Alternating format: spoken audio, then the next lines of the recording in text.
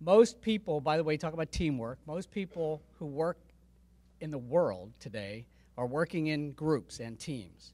So most of you are now getting an operational example of what that's going to be like in the future.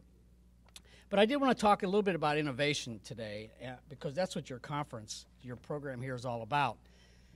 And I looked online to find out about it. Frankly, you should know one thing about me. I'm not an engineer, so I don't really have a lot of understanding of what you do. When I saw those pictures you put up, I was lost, quite frankly.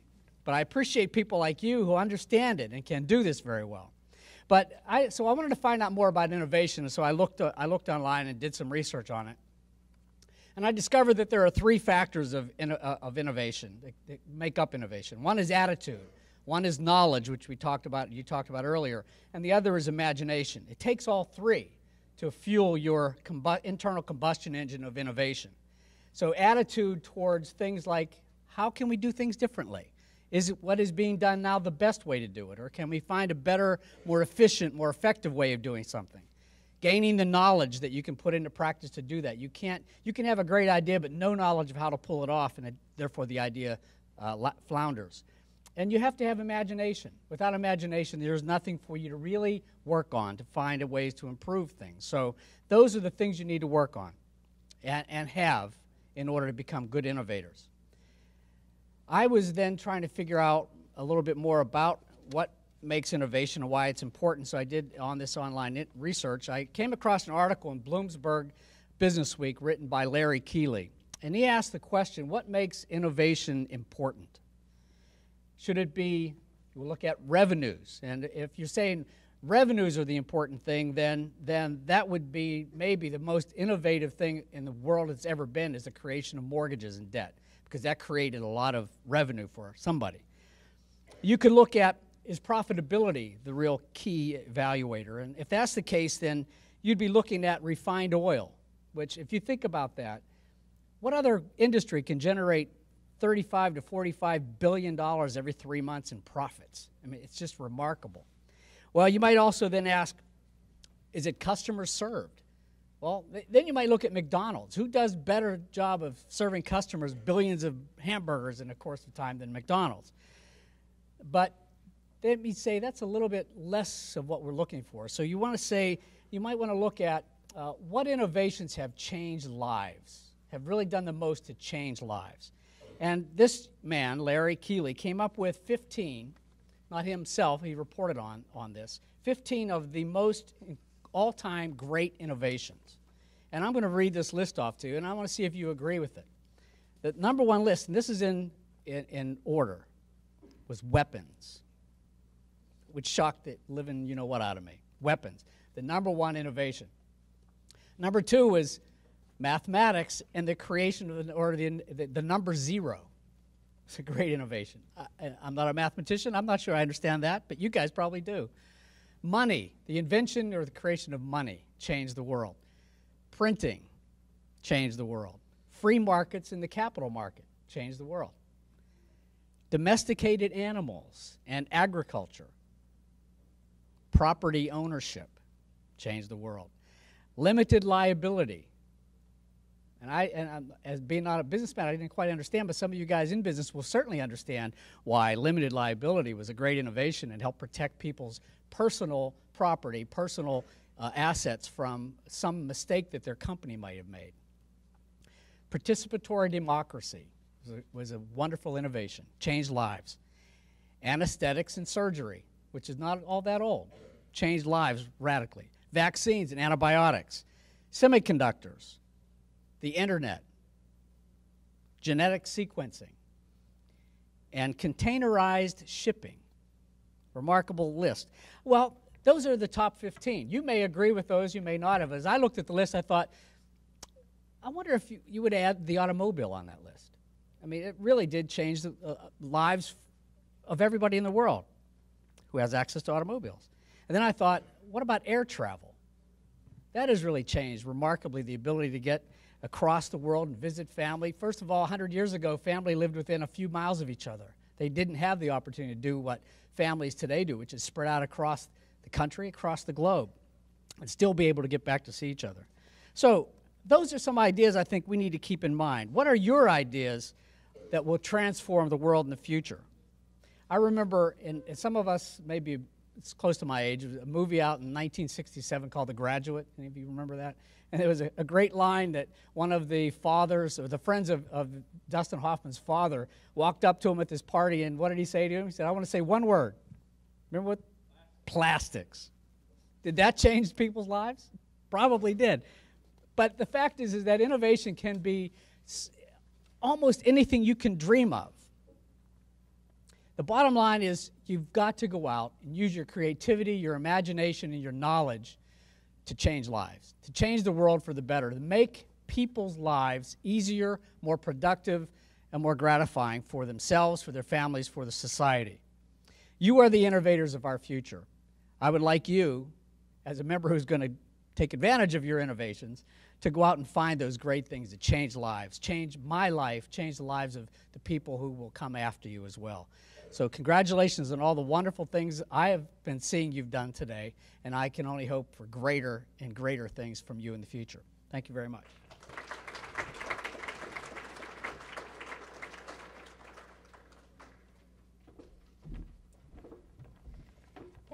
Thank you, Dr. Fay. That was very inspirational, and hopefully one of us will make that list.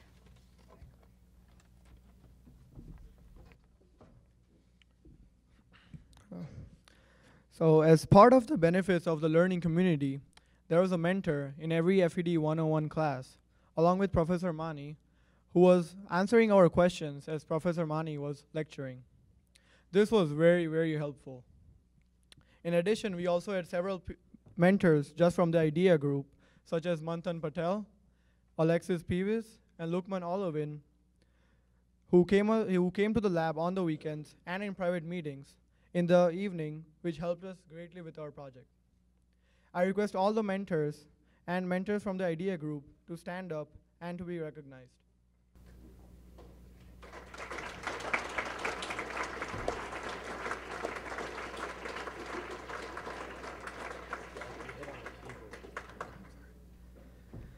Thank you so much, mentors. Alumni Association. Alumni Association is an important thing in university life. These are dedicated alums who are dedicating their valuable time for the benefit of the students. The alumni may have many important things to do in connection with their business, but still they are spending their valuable time to share their comments, to judge our projects, and also spend their valuable time to come here and show their effort and affection for us. We cannot thank them enough. One of our NJIT's chief alumni member is Mr. Joe Stanley. Mr. Joe Stanley received his BS in civil engineering from NJIT in 1978 and MS in civil engineering in 1985. He is a vice president at the consulting engineering firm Hatch Matt McDonald and is a licensed professional engineer in New Jersey, Massachusetts, and Ohio. Wow. And also he is currently the president of NJIT Alumni Association. So may I please request him to come up here and share a few words with us on this wonderful occasion.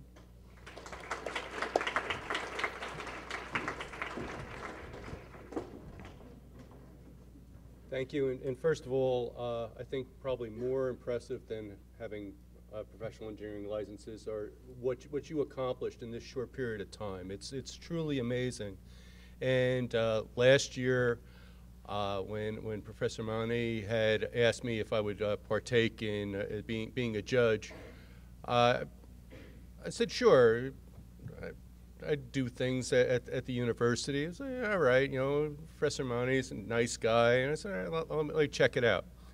I'll tell you, I was totally thrilled seeing what was done last year, and then when he asked me to come again this year, he didn't have to ask me twice. I was totally fascinated by what you accomplished, and what I really appreciate was the overriding theme of passion, because passion is just so important to anything you do, whether you stay in engineering or no matter what you do. Please maintain that passion, and as the Alumni Association, we're here to help support you throughout that whole process. And I guess it started with learning communities and alumni. We like to support you throughout. That's why we have a number of alumni volunteers that willingly came on board to judge you and support you. They didn't do it just to judge you. It was really something that they wanted to see. And the idea that you came here not knowing a whole heck of a lot probably about product design, and then in a short number of weeks you were able to reverse engineer something, be able to convey what that design was doing, and really understanding it. And that's just so important, and that should, you've really advanced quite a bit.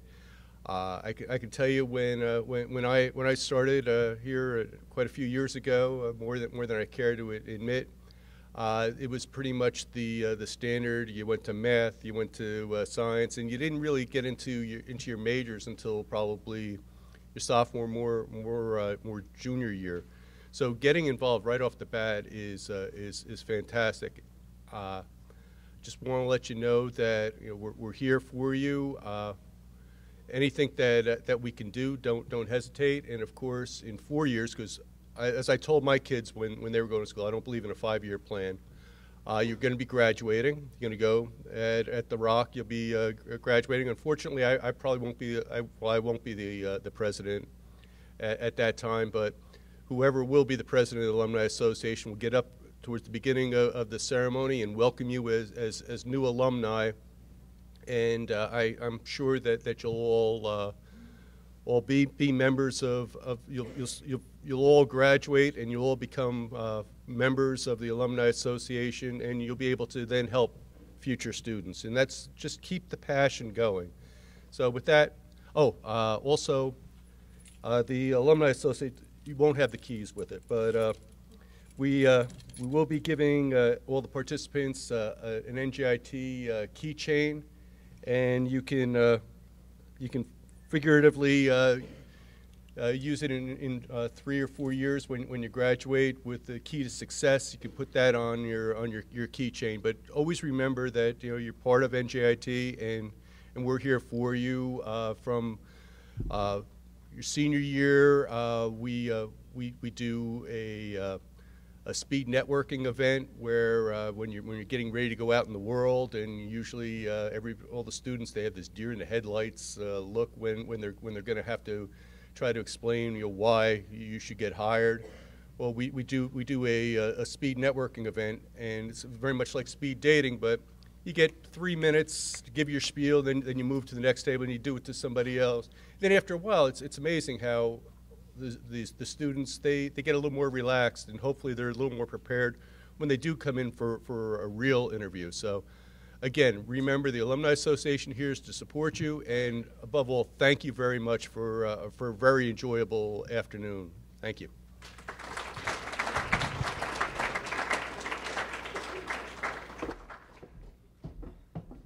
Thank you, Mr. Joe Stanley. We definitely promise to follow your footsteps and give our best back to NJIT. Thank you so much.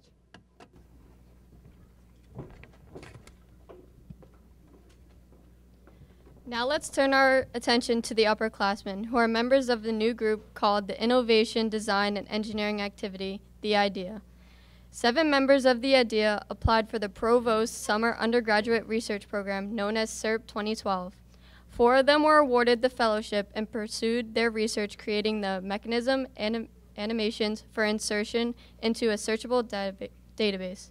The DesignWell.me standing for Mechanical Engineering. I invite the SERP 2012 Mechanical Engineering team to present their accomplishments.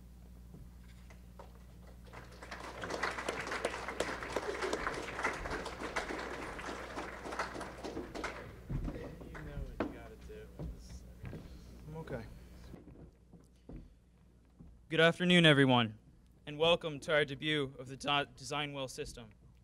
DesignWell is a search-enabled relational database being built exclusively for mechanism simulations. It will provide a wealth of design ideas and cater to a limited and specific audience, ME product design engineers. Starting today, this system can be accessed at our website, designwell.me. Now, this evening and at this event, Manthan Patel, Toha Pavetta, Luqman Alwin, and I are proud to open access to this website, which is in its prototype form.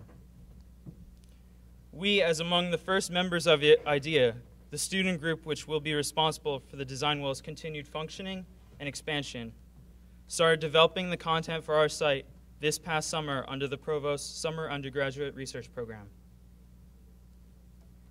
We are very thankful for the Provost for his support, and to our Dean, Dr. Sunil Saigal, who awarded the fellowship which enabled us to demonstrate how our inspiration can lead to innovation and invention. I would also like to take a moment to thank our developers, Xavier Coble and John Kurza, who helped us develop our first demonstration platform last spring. And now to Chris Runo, Nicole Rakowski, and Michael Glassman, who have been working on the prototype database we will be demonstrating today. This system has been designed to be searched by three principal methods. Table of contents, allowing users to browse by category and by concept. Someone who wants to view the types of Geneva mechanisms, for example, which were created by Manthan, can view them, and they can browse for the one that will suit their design goals. By keyword search, to allow users to find a mechanism related to a specific topic or process. A product design engineer, for example, who needs a coupler mechanism for a product under development would search and discover one of the many couplers that I designed this summer with Professor Manny in the research program. And finally, by contributor. Behind the creation of every video file is a contributor, an NGIT student, faculty, or staff member who is responsible for the creation of the parts, assemblies, and simulations that ultimately result in what is viewed by the user. Without the support of contributors to the DesignWell, it will not be able to expand in line with our ambitions. Therefore, from an early stage, it was devised that we create a way to clearly identify the accomplishments of those who have and will work on the simulations presented to the general public. This contributor search accomplishes this by giving contributors clearly defined citation for all of their work. The public can see what other simulations were created by that contributor, and the person who creates each simulation has the capacity to use it as a portfolio piece in the future. Designwell.me thus accomplishes this by supporting engineers in industry and providing design ideas to mechanical engineers. It provides a forum for the inspired student or engineer to showcase their ideas. I now invite Manthan, Toha, and Luqman to the podium to demonstrate how we turned our inspiration into innovation and invention.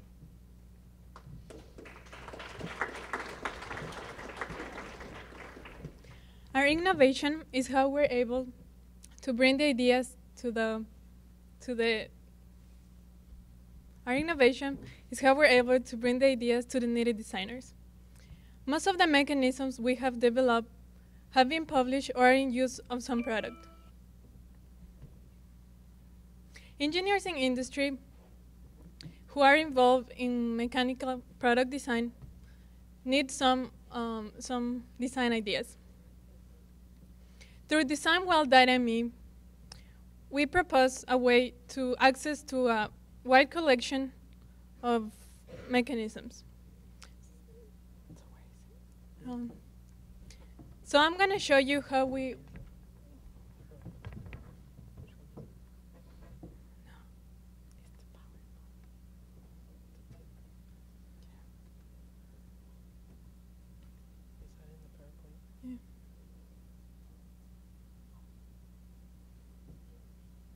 Okay, I'm going to show you the procedure that we use in order to create a mechanism. So first, we identify a mechanism, and we do it by searching in a book a mechanism. In this case, it's a pneumatic cylinder. We look at the picture, then we try to understand it. Once once that's done, we recreate the mechanism. So first, we design the parts, which is the second step right there. We define the dimensions and shape of the parts. There, we get the part. Then we go down there, and the first step, we assemble the parts to finally generate a 3D simulation. Once that's done, we upload it to the website. I have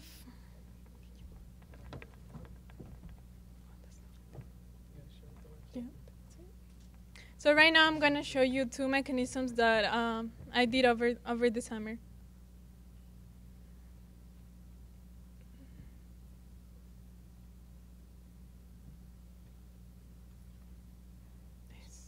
The first one. This one is a spring latch. It's a spring populated ball latch. This is a simple ball latch used from a kitchen cabinet to a frigate rudder on a board ship. This works with the principle of spring compression spring, returning to the ball latch into the groove. The groove is generally cut to a spherical profile to facilitate the motion of the ball latch. By changing the spring constant, the same ball latch can be used in a variety of applications. The next one is indexing mechanism.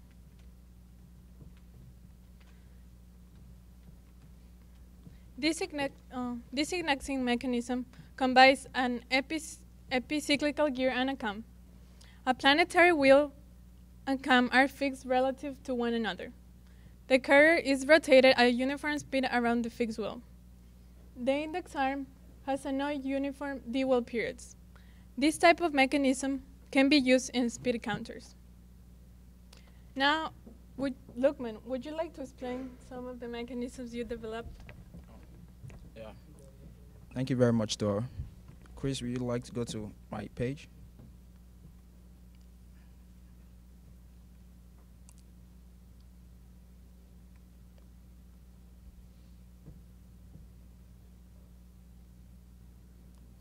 Over the summer, I developed various gear mechanisms, and one of the devices I created was a fruit crusher.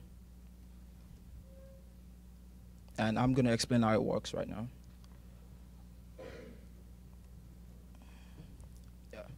As I told you before, I used a gear mechanism, and what I did was use two sport gear connections attached to a shaft. The shaft goes through a rotational motion, and it converts circular motion into translational motion. You guys are gonna say it soon.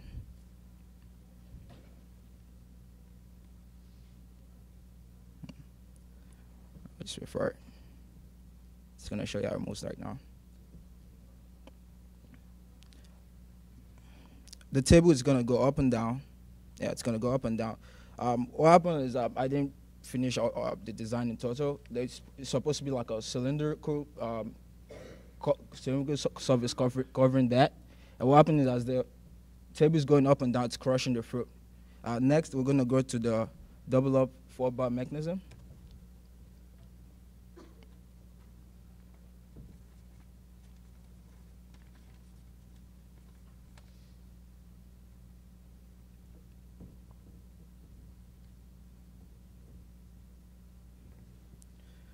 So most of the upperclassmen, I don't know if there's any upperclassmen mechanical engineer here. Any upperclassmen mechanical engineer? Anyone? No? All right. Usually you take a class for mechanical engineering and you learn about 4-bar mechanisms. This I kind of brought is an idea I got from a book. It uses a double up 4-bar mechanism. It converts it into a linear motion, straight line motion. You're gonna see how it works on. And uses one input from right up there, the first one. The small shaft, the small one, yeah, that's the input. It goes up and down. And one of my colleagues, Mantan Patel, he made a lot of mechanisms over the summer. Used Geneva drives, slider connections, and other kinds of mechanisms. And I'm going to call on him right now to come explain some of the mechanisms. All right, so like Dan, Toha, and Luqman, I also made about 30 mechanisms. But I primarily focused on Geneva mechanisms, and I'd like to show you two of them. The first one will be the internal slot Geneva, which will show up eventually.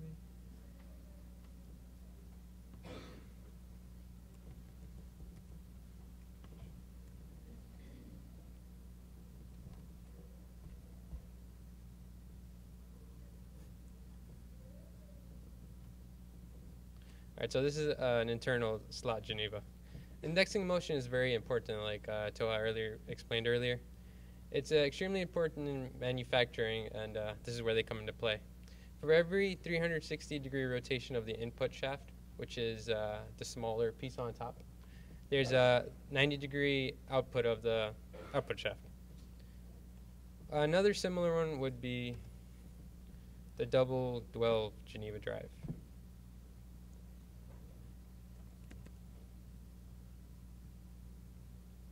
This one has an eccentrically mounted pin that rotates the cross, and it does the same motion for every full rotation of the input. There's a quarter rotation on the output. The only difference is that, as you can see, the blue trace curve, it's more of a square shape rather than a circle. So this makes for a much smoother operation. I think what's more important about this was that the opportunity that we were given, because it helps us to come up with more innovative ideas rather than maybe what we would have thought of without doing all of these several mechanisms. Luqman, would you like to explain what you did again? Here we go. Okay. All right.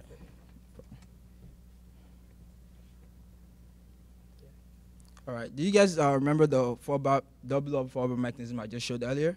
Yeah. I used that to invent the device which I call the vertical floor buffer.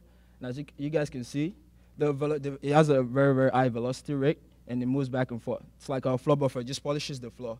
Instead of the normal circular buffer we have, I've made the vertical one, a translationary one.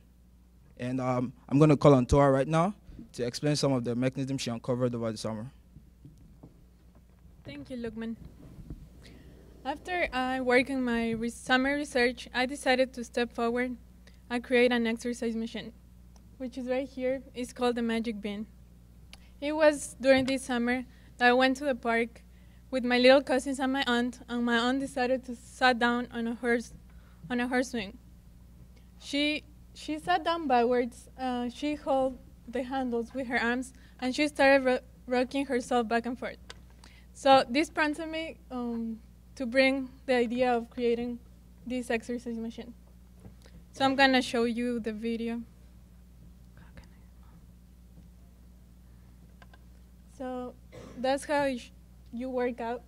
You move your arms and your legs by holding the handles, and you move back and forth.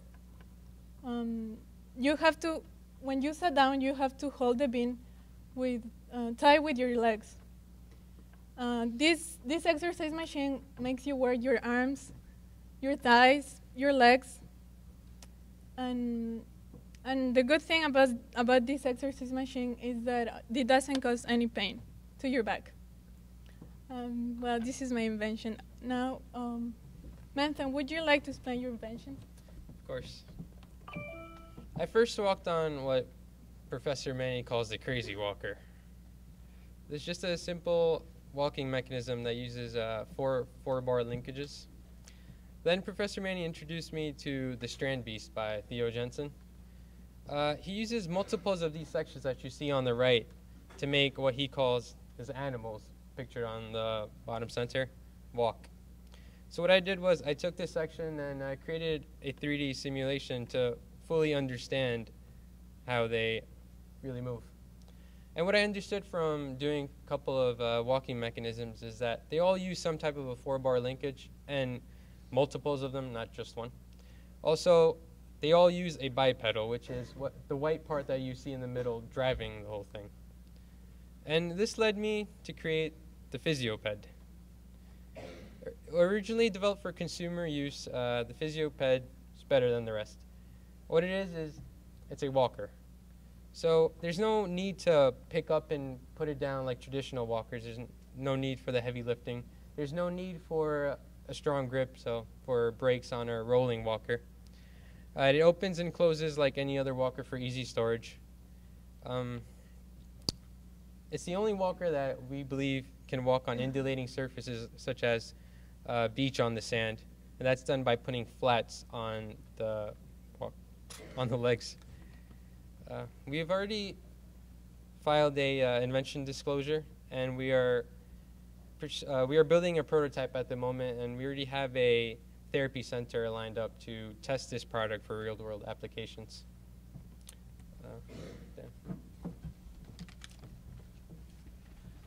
Designwell.me is a searchable database on the web for design ideas. Intuitive search may be based on table of contents, keyword, or the creator's name. Designworld.me is useful to the engineering community by presenting a comprehensive collection of design ideas.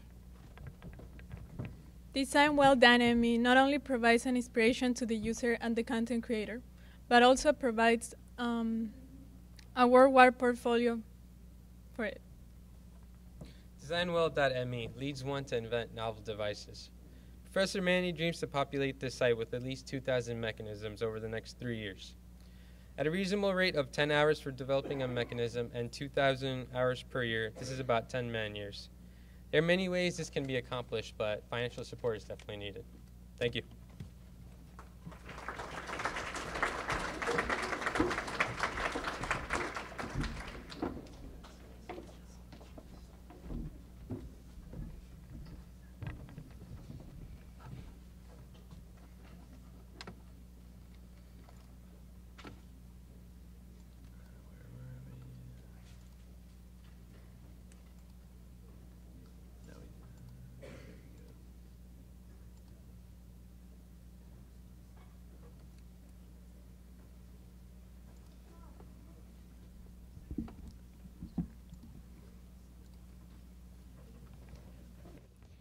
We cannot wait to join the IDEA Group and the Design Innovation Mechanism Simulations for the Designwell.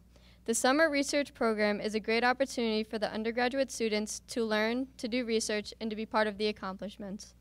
Newark College of Engineering, also known as NCE, is one of the 6 colleges at NJIT. Mechanical, industrial, electrical, civil, chemical, biomedical, pharmaceutical, transportation engineering, and engineering technology departments are all part of NCE. Dr. Sunil Saigal is the Dean of NCE. Dean Saigal is also organized the Provost Summer Undergraduate Research Program. By awarding the assistance to 4 undergraduate students in SERP 2012, Dean Saigal has provided us with the great opportunity to demonstrate the concept behind the Idea Well. Dr. Saigal also initiated NCE's Summer Youth Innovation Program, iCamp for high school students. This year, even though only 5 students were recognized in the NJIT iCamp, the Dean's support led to a start of a very successful and productive program. You may have seen the presentation by the iCamp participants. I would invite Dr. Saigal to present his thoughts, but unfortunately he is out of town for a prior engagement due to the Hurricane Sandy.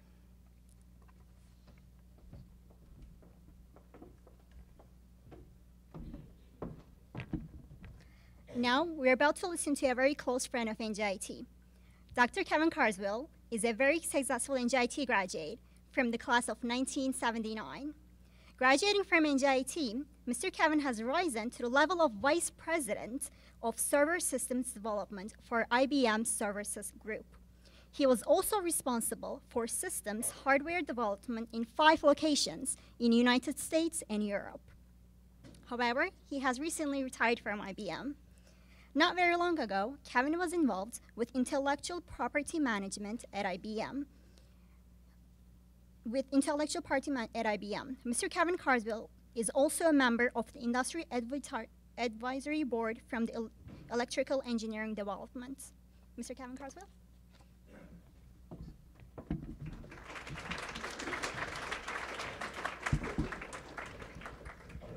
So I love coming here because I just got promoted. I'm not a PhD. I wish I was a PhD.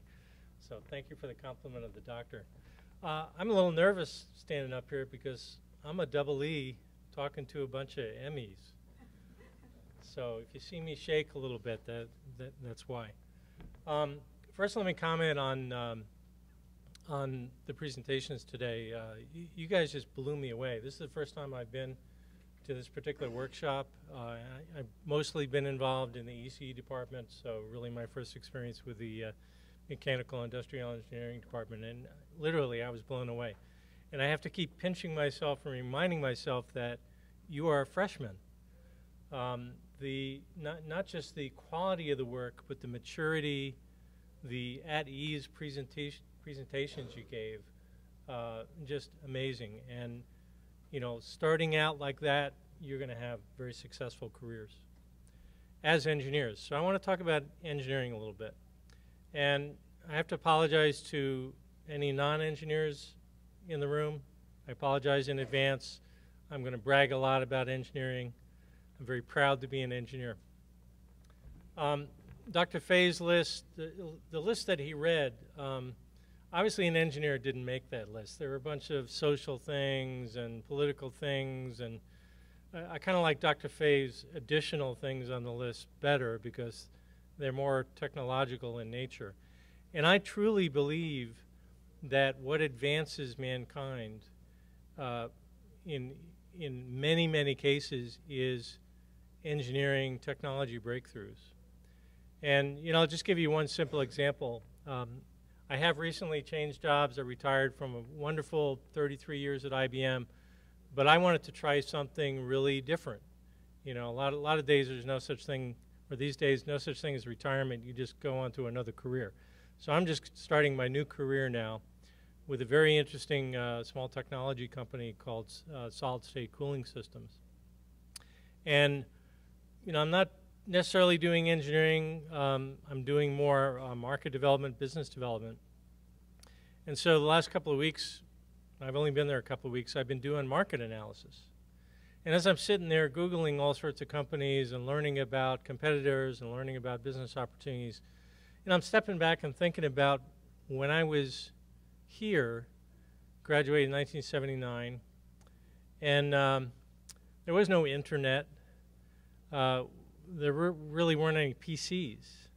I think we had these really ancient terminals that had printers built in. They were huge hunking pieces of metal.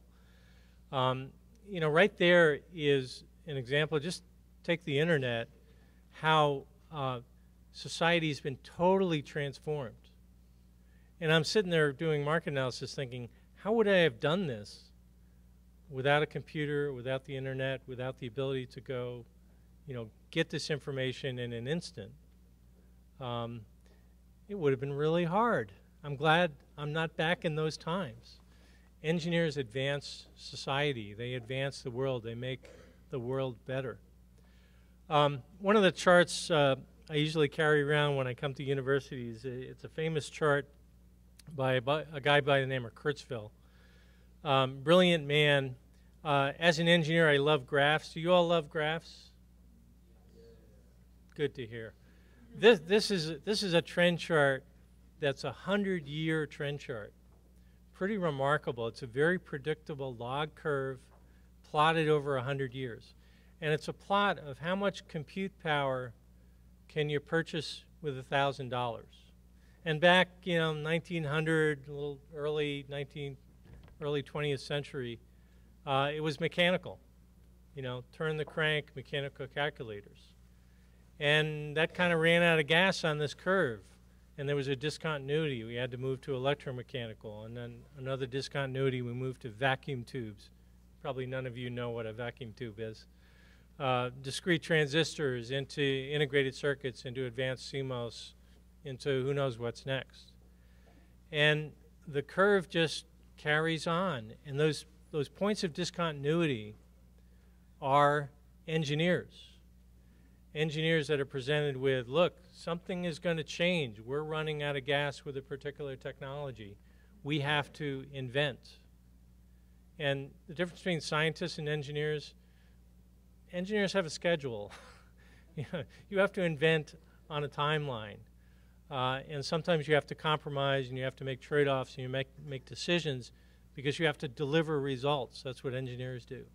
And every one of these discontinuity points, some brilliant people came up with new ways to do things that are just, going to carry on that curve.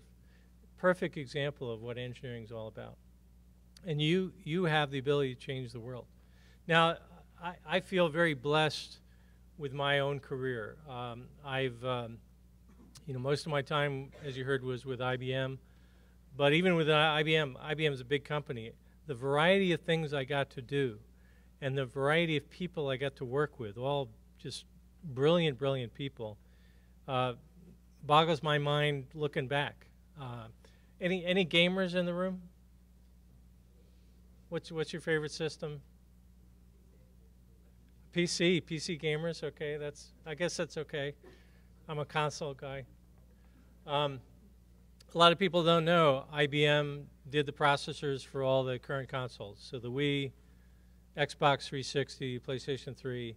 So I had the honor of managing the team that did those designs. And these are teams of, talk about teaming, these are teams of 400 to 600 people worldwide. I got the opportunity to work on a lot of semiconductor products, ASIC designs that you'll find in most cell phones, working with partners of IBM, inventing new things, figuring out how to condense technology. And semiconductors is a particularly fascinating thing for me because of the rate of change. I did some quick math on if you applied Moore's law to engines, good analogy for mechanical engineers. And you started with the gas mileage efficiency of an engine back in the 60s. Today, we would be going about 33,000 years on a tank of gas. That would be pretty cool. You could pass the tank of gas on to your children and their children's children, and would still keep the... So pretty amazing what technology does. I did a very interesting project with real-time voice recognition with research, which was very much needed in Iraq. One of the problems with all the people serving in Iraq, soldiers and civilians, is there aren't enough translators to go around. And I came upon some researchers that had really cool technology, which was real-time language translation. You speak English, it speaks Iraqi. Somebody speaks Iraqi, it speaks English, all real time, and surprisingly accurate. So, just fascinating projects I've had the opportunity to work on. And the people. To me, when I look back at my career, more than anything else I feel great about is all the wonderful people I've met. And I've had the opportunity to work globally with brilliant engineers in Germany and in France and in Israel and in Bangalore, India, and in China, in Japan, in Egypt. The world is truly flat, and as engineers, you'll have the opportunity to work in all sorts of interesting places and travel all sorts of interesting places, because most projects these days are global projects. They're done by teams that are not co-located. These teams are all over the place. So, you're embarking on just a wonderful occupation, and I wish you will have as much fun and enjoyment and pride as I've had over my career, my first career, and I'm hoping my second career will be just as beneficial to me. Before I leave, I'll give you a couple of tips. My best advice for undergraduate students is the following. Learn the basics. The basics are, yes, your math and your physics, and those are important. The most important basic is learn how to do problem solving. You won't necessarily learn specifically what you're going to do out in the real world. But if you can build a toolkit of basic problem solving skills, basic analytical skills, basic math and physics, and an understanding of science and engineering, you will go far. You also, we heard about teamwork. You need very much to learn how to work with others, because there are very, very few jobs where you're sitting by yourself designing or inventing or doing engineering. They're all with teams, and you're playing a role in a much larger organization. Communication is really important, and from what I saw today, you guys are off to a great start in communicating with others. And having fun. Last of all, you always have to have fun. If you find yourself in a place, you're not going to have fun every day, but if you're there for a long period of time and you're just not having fun, go do something else. There's a wealth of engineering opportunities out there. So congratulations to all of you, and thanks for inviting me today.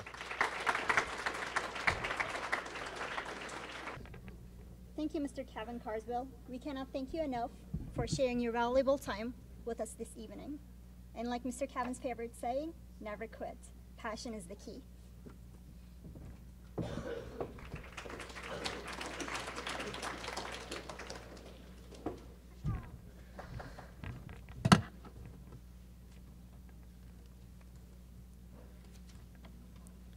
Due to conflicting obligations involving the university's Board of Trustees, our provost, Dr. Ian Gatley, is unable to make it tonight. However, please use this time to honor the unparalleled support given by Dr. Gatley towards the Summer Undergraduate Research Program and the Innovation 101 Showcase.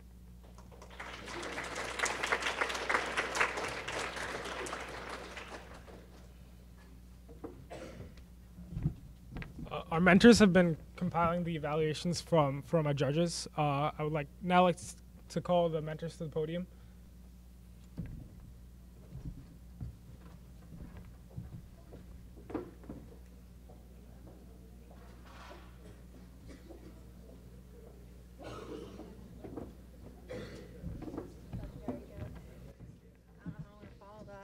Hello, everyone. I'm Aditi, and this is Sam. And we are 2 of the 5 MIE mentors that served learning communities this year. And we're going to announce the winners. So if you hear your team's name, please stand up so you could be recognized. So we're going to start from LC4. This second... Oh, okay. All right, so if you hear your team name, please come up here. LC4, Team 32, second place, drum, bass, paddle. Please come up.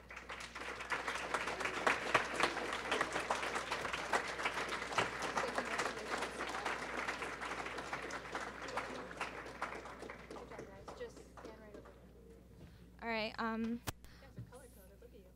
first place, LC4, Team 33, bicycle chain cleaner. Sorry, cleaner.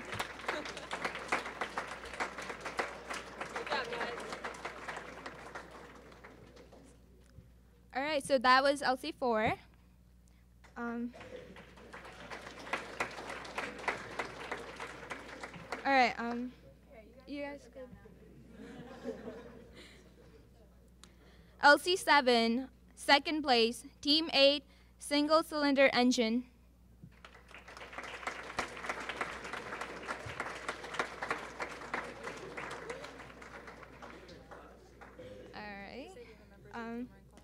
All right, the other members of the teams are in class.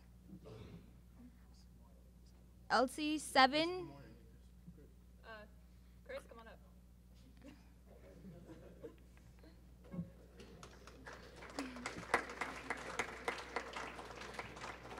LC7, first place, Team 6. Team 6. Bicycle chain cleaner. Same project.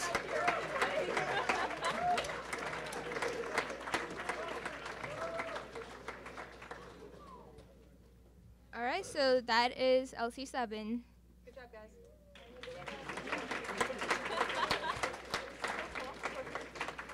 All right, moving along to LC8, second place, Team 14, spinning bicycle wheel.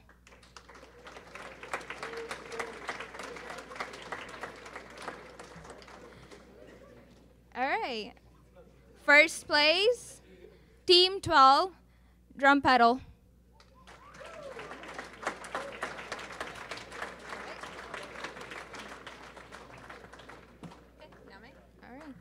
So that is LC 8. All right, now Sam will take care of the rest of it. Thank you, guys. Real fast, on behalf of the mentors, I want to give a quick round of applause to Professor Mani for throwing everything for this together. Good job, Professor. And of course, our advisor, Miss Lucy. I'm getting there, I'm getting there. Calm down, I'm getting there. All right. Now, I will announce to you the winner of the honors section, then the winner overall. Okay? So for the honors section, in second place, Team 26 with the foot pump.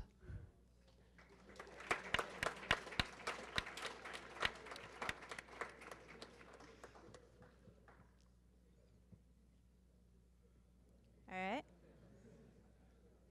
Now in first place for the honors section, Team 29 with the gator grip.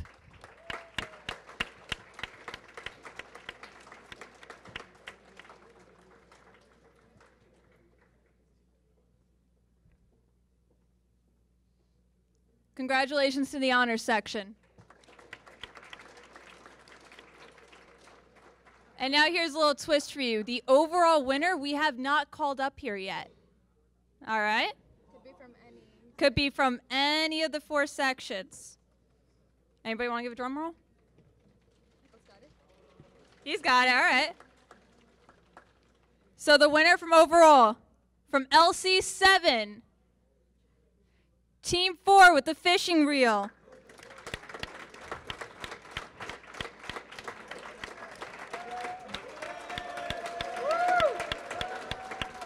All right. We have Richard Johnson, Kevin Kiko Mecco, sorry, and Joseph Kramer. Congratulations, guys. Hey, guys. Congratulations.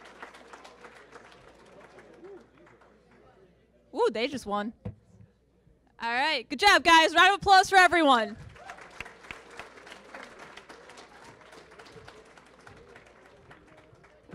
All right, thank you guys. Not only have you been an inspiration, but also helpful to us. Thank you.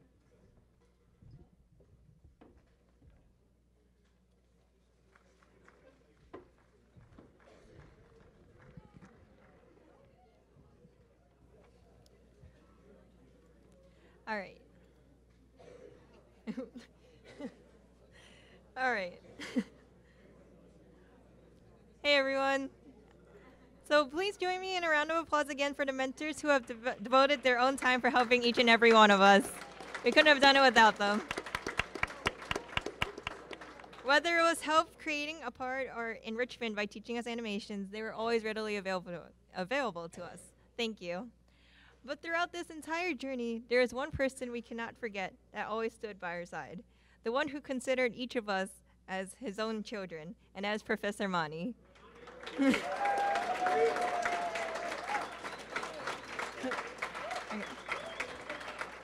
Wait a minute. I'm not done yet, guys. All right. He's the one responsible for organizing this wonderful event today and gave us a look at the life of a design engineer. For many of us, it was our very first glimpse of engineering. He taught us that no matter what we do, we must do it with passion. And that is something, if we have to take one memorable piece of knowledge from this semester of FED 101, we should all remember. Professor Mani is also the only professor I know to have freely given his phone number to all his students to make it more accessible and helpful to all of us. And it's good to know that he'll answer his phone. You know he has a true heart because if he sees that you might fall behind, he'll call you to ensure that you're not. What more can you ask for? For those who are envious, do we have his phone number here? I can give it to everybody if they want. Does anyone want Professor Mani's phone number? You guys should all have it. Everybody take it down.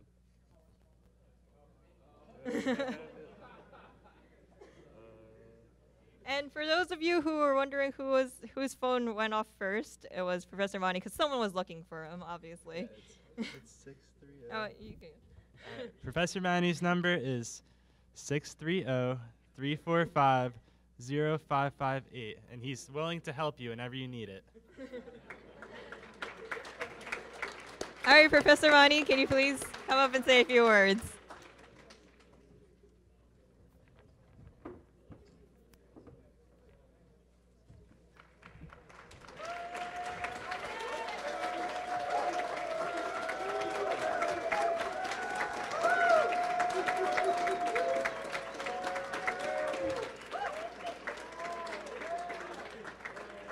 Thank you. Thank you. Thank you so much. We all worked hard last almost 6 weeks on this project. We started about 10 weeks ago, and you learned so much like an engineer in the industry. And I'm so glad that you are able to put up a show this big. And all these things could not have happened, without a lot of things. So there are some secrets to the success. If you think this event was successful, there are some secrets to it. I'm going to share some of the secrets just to keep it with you, okay? So secret number one is Dr. Reggie Cardle, my chairman. He trusted me with 120 kids, students. So he said, take this class and do a good job, okay? And if I do not have the raw material, the students whom I can educate or bring them up to the show, it's not possible to put up a show like this. So that I have to thank him that he's number one to thank. Then Dr. Sunil Saigal, whenever I had an opportunity to meet him, and through the iCamp program, which we run for the high school, and also the summer research program that you saw, and I was so overwhelmed with the amazing, enthusiasm, and they really debuted a product like they do in industry. If you go to Microsoft, other places, they do exactly the same way. PTC, where your program is starting from, the Pro-E, when they do a presentation of a new product, that's exactly what they do. And there are a few, there's a passion slide, the slide is not there. And my students were preparing and I was also helping them. So there are a few small things, but still you all did a wonderful job of presenting the Design Well debut. And Dr. Sunil Saigal helped me to give 4 research students during summer. And they all worked, all 4 of them, without any exception. They worked so hard in developing new mechanisms. We just had a small scratch of a sketch. From there, they started, Toha was showing you a sketch from which she developed the hydraulic system. They understood a lot. We discussed one-on-one on so many of the mechanisms, and also Chris and Nicole. They were so close to us, and they helped us over the weekends, nights, when they were developing the software. It was a great team of 6 students, and also the 2 who worked in the previous semester as well. So that's what made it successful, and it was possible because the dean gave us the Provost, summer research fund, and that helped me to do that. I need more money. If I have a lot more money, we can do more of the mechanisms into the database. And I actually thank Mr. Kevin Carswell. He gave me an idea of how I can generate funds for promoting this designwell.me. Then the next one I want to thank is Dr. Judith Redling. She is not here. She is in Philadelphia for some other activity which was rearranged because of the hurricane event. But she is another good supporter whom I always turn to, for advice and ideas. And she always has helped me, as a close family person, and she will give me the advice. So I'm always thankful to her. Then Dr. Nar, he called me yesterday, and he arranged for the video recording of all the presentations, which was possible because of his support. I'm very thankful to him. The provost is always a supporter of my ideas. And when I have a chance to talk to him once in a while, because I'm involved in what is called there's another program. You may not understand that. It's a self-governance program that we are developing the rules and regulations, or the bylaws for that. And I'm working with that committee. When I get a chance to meet him in those meetings, and he always encourages me with all my work. And he smile, and in a way which encourages. I'm very thankful to him for all those things. This morning also he came, in spite of all his work with the trustees meeting. He stopped by and he saw the presentations, and he was thrilled by the amazing speed with which he learned so much, and you were able to put up a show at such a short duration, learning so much of materials as well. The next group of people I want to thank. There's another person in our department who has joined us newly. Her name is Lucy. She is the advisor, and there's a book which was a New York bestseller book, which was written by Keith Ferrazzi. It is Who Has Got Your Back is the name of the book. The theme of, actually I saw that author, and I got his autographed book with me.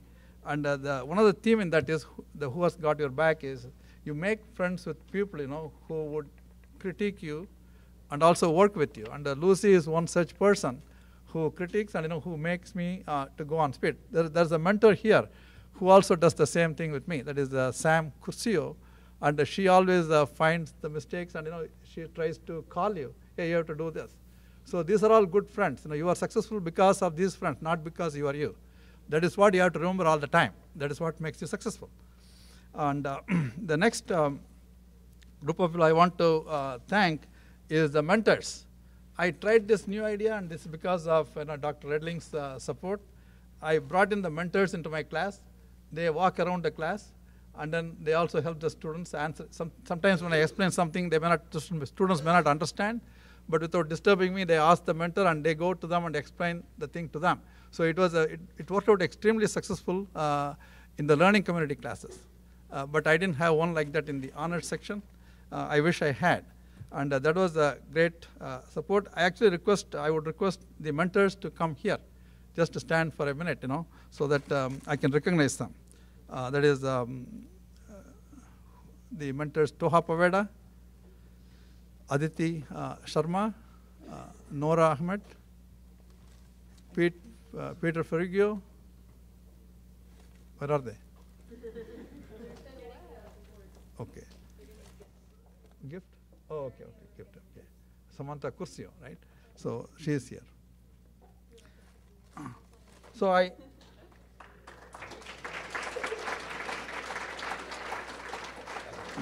there are a few other people who are not, some of them are not here. Okay.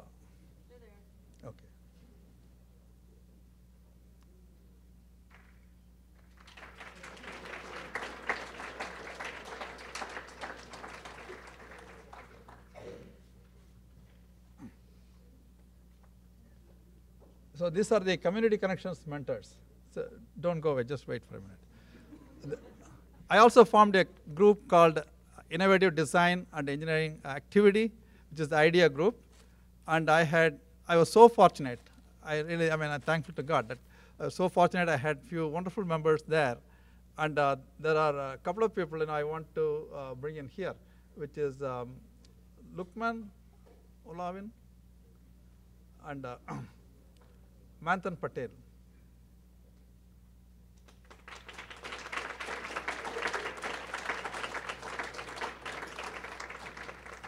There is another person who is not here, is Alexis Bevis.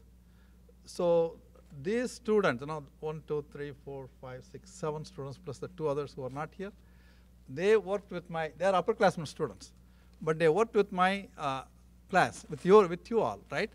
Very closely. Most of them know their phone numbers, and when they have questions, they call them. And particularly Manthan and Luqman and those people, they came, and Alexis Bevis, they spent almost about 30, 40 hours in our class. Not in the class, working on Sundays and weekends. So they helped these people to learn the projects. They did not do the work for them, but they taught them how to do these things. They also helped in the summer undergraduate. The summer what do you call it? ICAM.NJ at NJIT. They also helped the summer undergraduate program students. I did not pay them anything. So they did it out of their love for work, and also their devotion and what they believe in. They believed in the idea group and the activities, and they helped me. I'm so thankful to them. Toha helped a number of groups. She has become an expert in designing springs for the mechanisms. That's what she learned in the summer, and she used that expertise. And wherever there's a problem with the design of springs, I always send them to her. That made my job a little bit easier. So I bought a few gifts, a personal gift for them. And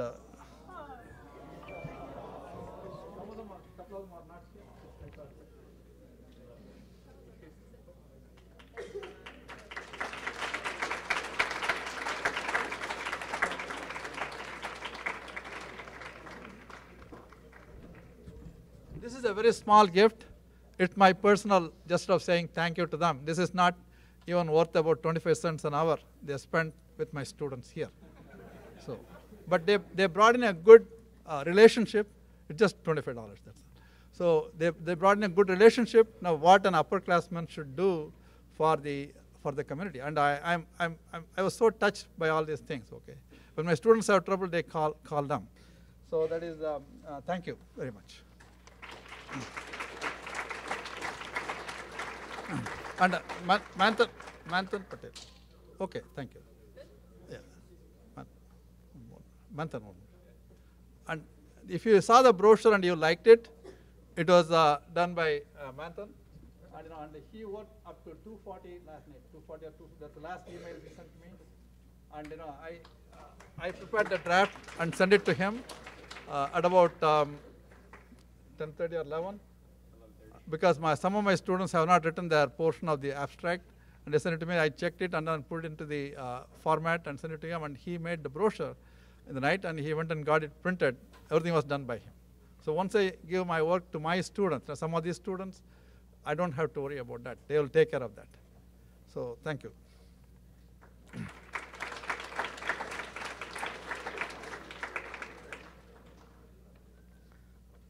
So there's another person I cannot thank enough is Mr. Kevin Carswell. So I am from IBM, and I see one of the things that I'll always brag about my jobs. Okay, there are two companies I worked that were the greatest companies I worked for. One company was in India. It is Bharat Electronics Limited. I worked with great people there. The one was brigadier, another was the lieutenant general, I think. Yeah. And these two people, they treated me like their own children. I learned from their treatment of me. So that is how I was able to, treat my 120 students the same way here. And they taught me so many things. One of the things they said is when you take a job, right, what is important is you have to be faithful to the job. If you are a student, that is some sort of a career you are taking. You have to be faithful to the job. If something is told to you, you have to submit something, you have to submit your abstract or do the design or show me the animation, come to my office and meet me, talk to me, you should do all those things. You don't worry about the rewards. There is something called Bhagavad Gita. I'm not going to go into that. Your job is to do your duty. You should not be expecting the results out of that. It is not your job. It is somebody else's job. So you should always try to do the best that you can. Be faithful to your job. If you learn that, I know you learned the idea that you have to, whatever you do, you have to work with passion, right? This is the second lesson that you should learn. She said that's something that I picked up from this class. Okay, so there are so many things that touched me in this semester. Okay, with the students here. One thing that touched me very much is the students picked up the passion, the need to be passionate in your design. And one student, Procaccini, right? John Procaccini, correct? And he went for lunch one day, and in the fortune cookie there was a statement that said, if you want to achieve something great, you have to have passion, or you have to work with passion, something like that. I actually scanned it. I want to put it on the slide, but because of the time frame, I could not do that. It's there, the picture is somewhere here.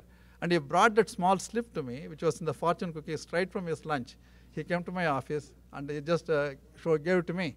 I still have it in my scrap folder. It's something that shows that the students have picked up that concept so well. Okay, I'm really amazed at the way the lessons have gone. Okay, then the next, the most important thing, the help I got from the Alumni Association and Mr. Joe Stanley.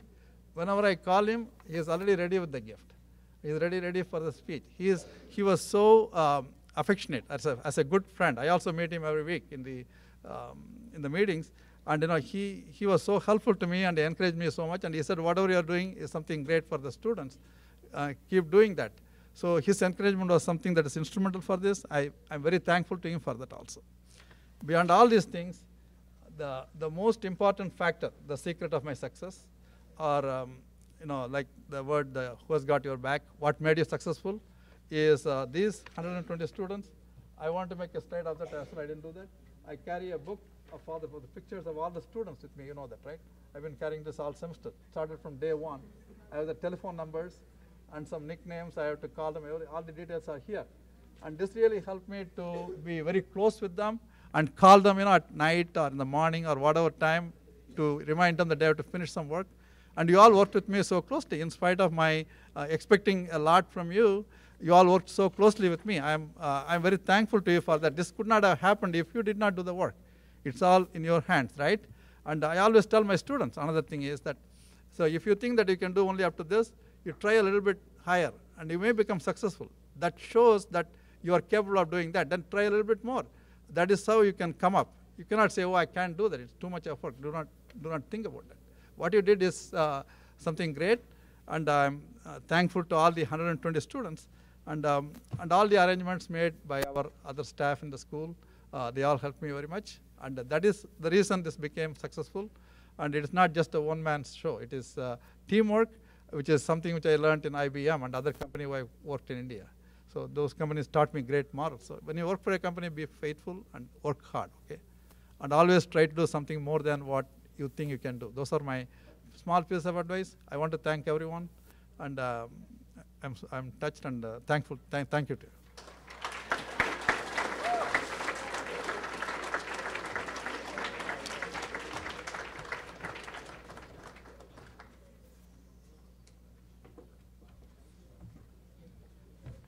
All right.